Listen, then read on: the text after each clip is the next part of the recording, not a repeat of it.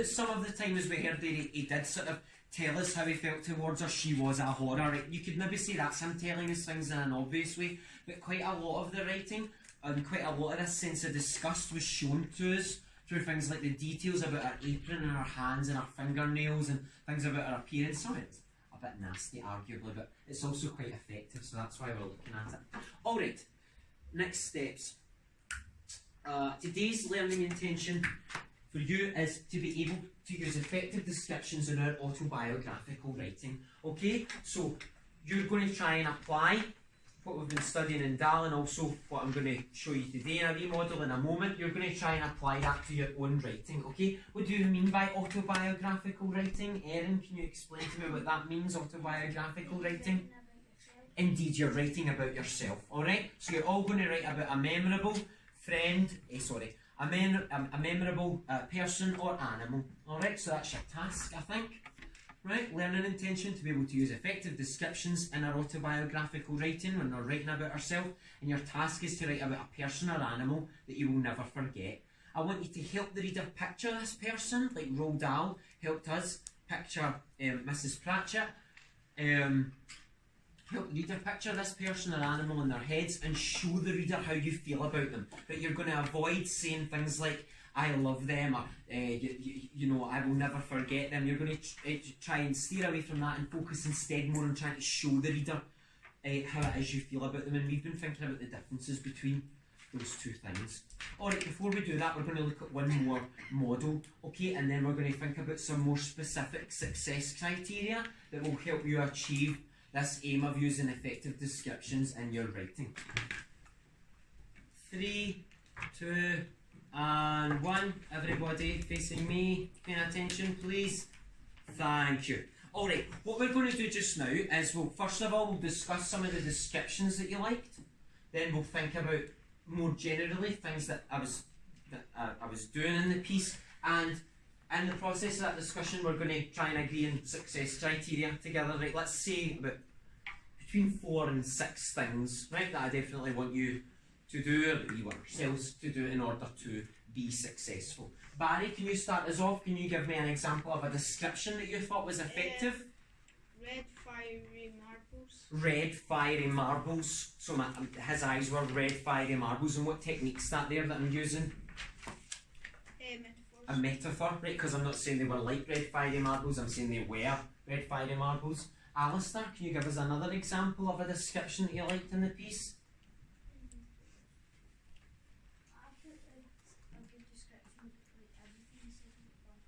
Okay, so what did you think was good about the descriptions about it?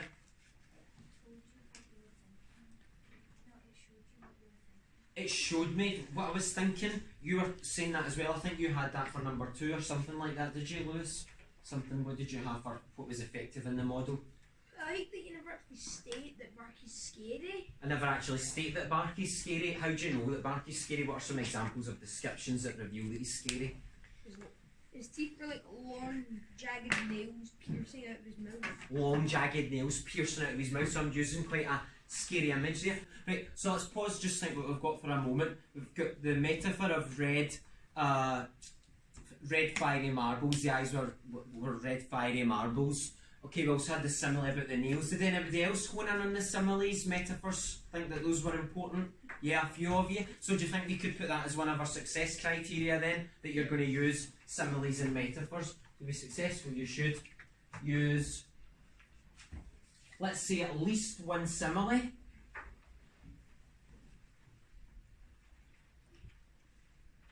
And one metaphor. Would it have worked if I had said that Barky's fur was as soft as a cloud? Yeah. Would that have worked, do you think? No.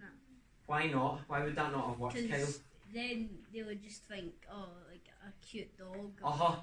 So, what we can learn from that is that you can't just use any similes and metaphors. There need to be similes and metaphors that sort of reveal your feelings or are sort of consistent with your mood. Like if you think about the things I compared Barky to, we've got red fiery marbles, jagged nails, what was that, Ellie, sorry? A ghost, they're all things to do with fear. Let's use at least one simile and one metaphor, which convey your feelings. Convey stroke show your feelings. And then Lewis had the idea that he liked it and never actually stated. Barkey was scary. Girls, you were sort of talking about that as well, weren't you? Saying that I felt hatred and I felt scared, but I never actually said it. So what could we say for that then? How could we put that as a success criterion? Do you think, how might we express that? Think any ideas? What do you think I might say for that one? Get Lewis, what are you thinking? Show the reader. Show the reader your feelings. Sorry, I'm writing quite quickly here. Show the reader your feelings rather than telling them.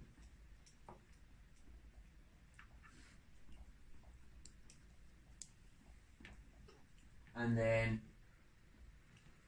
adjectives, that's a good one as well. Alright, adjectives that Casey pointed out. Use plenty of adjectives.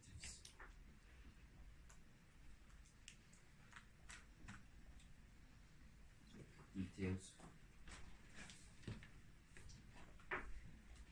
Okay, so that's us. Get 3 really crucial ones that are going to help you include effective descriptions in your piece. Do you think of anything else that we might be missing before we move on? Maybe get another 2?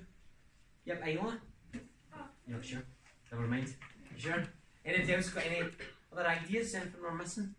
Those ones are going to put you in really good stead. Alright, that's maybe enough. Those 3 ones, if you aim to do those, should be able to produce an effective piece of writing. Yep, Casey?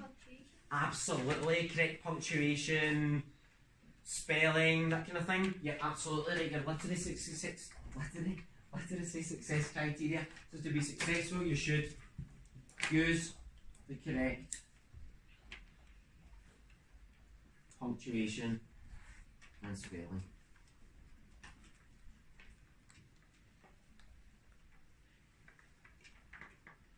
Alright, I want you to begin your piece of written work just now and try to meet these success criteria. I'll give you a couple of brief sentence starters on the PowerPoint which you don't need to use but you can use if you wish. You might use all of them or you might use 1 or 2 or you might use none of them, that's fine. Alright, but your aim is to tell me about a person or animal that you'll never forget and do these things to help us picture them and to reveal your feelings. 3, 2, and 1. Thank you. Alright, our learning intention was to be able to use effective descriptions in autobiographical writing. And then as a class, we agreed on these things that you could do in order to achieve that. What I want you to do just now is to show yourself and show me that you've met the learning intention, is to take your highlighter again, but this time highlight what you think are the most effective descriptions that you've come up with this period. Alright? Take your highlighter again and highlight where you think you can safely say you've met the learning intention, and then we'll hear a couple of examples.